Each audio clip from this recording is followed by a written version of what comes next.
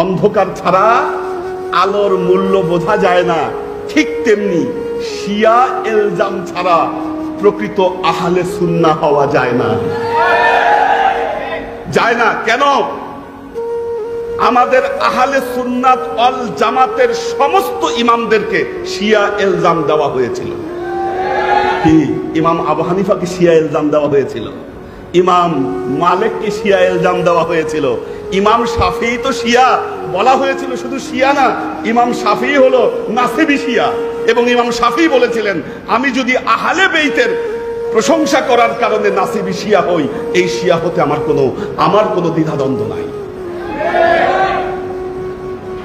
কাজেই আমাদের আহলে সুন্নাহর যারা আছেন সমস্ত ইমামরা যদি শিয়া ইলজাম নিতে পারেন আর তারা যদি সুন্নি হতে পারেন, আমাদের ভয় কিসের? আপনি কিসে ভয় পাচ্ছেন? কাকে ভয় পাচ্ছেন? এই শিয়া ইলজাম আপনার মর্যাদা, আপনার রৌনক সবকিছুকে বৃদ্ধি করে দিবে ইনশাআল্লাহ।